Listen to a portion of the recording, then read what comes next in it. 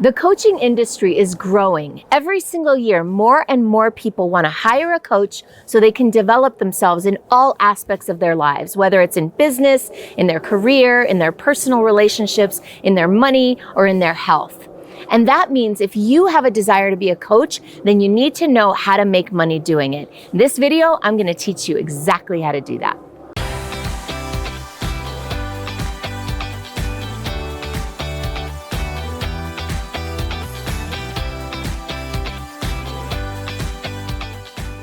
The estimated market for coaching in the US has grown from $707 million in 2011 to $1.02 billion in 2016. That's huge. That's about a 10% year-over-year growth, which is a very, very huge opportunity for anyone who wants to be a coach. The problem, however, is that there are a lot of people that want to be coaches, and people left and right every single day are planting their stake in the ground and calling themselves a coach, which means that the average coach makes not that much money. In fact, the ICF estimates, ICF is the International Coaching Federation, estimates that the average coach makes between $23,000 and $73,000 a year, which isn't very exciting. See, here's the problem, and there are quite a few problems and reasons that most coaches don't do that well and don't make very much money. The first is that coaches generally are coaches, not business people. A business person is focused on how to build and grow a successful, sustainable business, whereas a lot of times coaches, they just want to help people.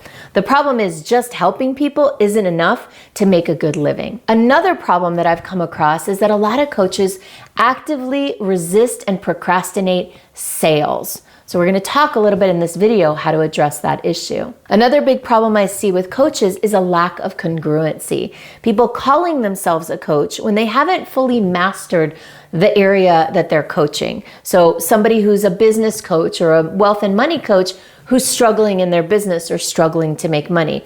You see this all the time in coaching. So congruency is an issue. Another big problem I see is coaches who don't actually invest in coaching themselves. They want you to buy their products and services, but they aren't necessarily investing in coaching. They're not practicing what they preach. And again, that indicates a lack of congruency. Another issue is a lot of coaches, they get started and do really well, but they've built a one-on-one model that keeps them constantly having to sell more services and deliver more services and keeps them on the phone all day. Now, the problem with that is most people who get into coaching are doing it because they want to be with people, but they end up spending so much of their time being with technology instead of being with people. And the final problem, although there are probably several that I'm missing, is that most coaches are not generating monthly recurring revenue for the long haul. They'll sell a package of 6 sessions or maybe a three-month program, maybe even a 6-month program. But what really supports a coach to do well in the long run is to develop annual programs and post-annual programs. For example, we have a 1-year program and we actually have a 2-3-year program, and we have clients entering their 5th year with us. So here's the solution, or several solutions. The first is to start with alignment. So often in coaching, and really in a lot of different small businesses, we focus on what's outside of us. We focus on how can we sell more stuff? How can we make more money, without first going inward and focusing on, what do I really want to do? What do I really love? What am I really truly the best at? What have I already mastered that I can share with other people?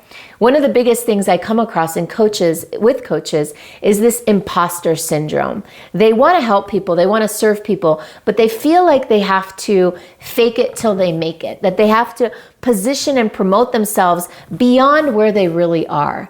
And what I would invite you to think about is, how can you be the 5th grader to the 4th grader? You don't have to be in college to help a 4th grader. You don't even have to be in high school to help a 4th grader. You just have to be a few steps ahead to point out the pitfalls and say, do this, don't do that. So what you want to do as a coach is position yourself based on something you've already done successfully and you feel really confident and certain about, so you don't have that feeling of being an imposter. So that's all about alignment and congruency. The next thing is to really take a look at your brand. and where you're focusing your energy and attention. Oftentimes as coaches, we know that we can help so many people and we want to help everyone, but it's really hard to be known and be top of mind for helping everyone in every way. So having a narrower focus, meaning focusing on a specific audience and or focusing on a specific area of expertise or specialization. So for example, you could focus on helping realtors, that's a specific audience, or you could focus on helping moms, or even go narrower, helping moms of teenagers, or even more narrowly, helping moms of teenagers who are having problems with drugs and alcohol. So the narrower you get, you'll notice the easier it is for someone to pop up as a potential referral. The other way you could focus is on a niche or an area of specialization. So a way that you could focus based on a specialization is, for example, you could become a law of attraction coach or a diabetes coach, someone who specializes in supporting people to heal or manage their diabetes naturally. So, and then of course you can combine these. So someone who has diabetes might be a diabetic, or you could support moms of young children who have diabetes. So you can start to see how you can narrow your focus and become top of mind for something very specific by choosing an audience and an area of specialization. And once you have a brand that helps people to have you top of mind, one of the magical things that will naturally start to happen is more inbound business. When you have a broad brand that's not niche and not specialized, it becomes very difficult for people to refer you business because they don't really understand where you specifically add the most value. But once you start to narrow your focus, you'll find that other people start to think of you more often and can refer you more business. Another thing to focus on in your branding is, do you want to be a premium offering or do you want to be a mass market offering? One of the biggest challenges I see with coaches, and I mentioned it earlier, is that they're hustling to constantly make money, a lot of times because their prices are too low. One of the beautiful things about focusing and specializing is that as you become more specialized, your market value increases. So I like to look at the difference between a really high-end car and a middle to low-end car. So like if you think of a Rolls Royce versus a Honda Civic, right? You can sell one Rolls Royce or you can sell 10 Honda Civics, more or less. So do you want to be a Rolls Royce or do you want to be a Honda Civic? If you want to be a Rolls Royce, then you want to appeal to a very specific audience and a very premium offering and make sure that your perceived value is very high.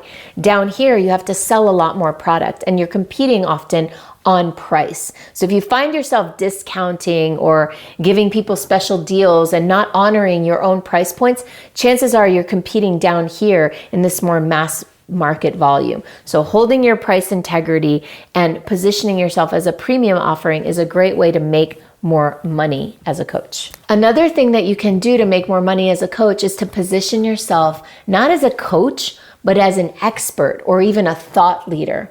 A thought leader is someone who has a message, who has a mission. And I have videos about that if you want to learn how to position yourself as a thought leader. But the key thing to think about is, what does a thought leader do? A thought leader publishes, a thought leader speaks, a thought leader writes and produces and broadcasts. Thought leaders are people who are consistently putting their message out into the world on a regular basis. So if you want to position yourself as someone of value at a premium price point, then positioning yourself as a thought leader is a great way to do that. And then finally, a way to make more money as a coach is to learn how to sell effectively. I cannot stress enough the importance of having a really good sales process and sales strategy. So one of the things that we do that's really different, and we only started doing this about 5 years ago, is we've developed this thing called sales as service. So sales as service is that our sales process delivers value to people. So from the moment they start working with us, they get, even if they're in the middle of our sales process, they're getting value out of the process itself. The number one way we do that is that we use something called a strategy session. A strategy session is a free conversation with me or one of our coaches where we walk you through your vision and your challenges and help you get clarity over what's in your way and what you need to do next. Now, whether you work with us or not, that strategy session adds value to you. And the reason we do that is because we figure If you're going to work with us, great, then we might as well add value to you. And if you're not going to work with us, great, we might as well add value to you. And maybe you'll come back, or maybe you'll refer somebody to us.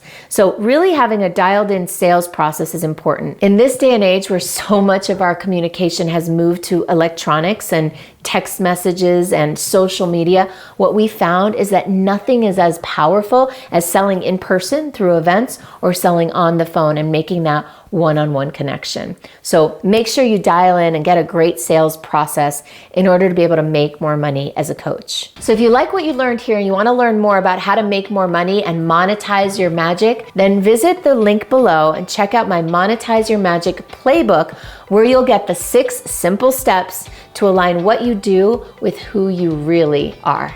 Enjoy.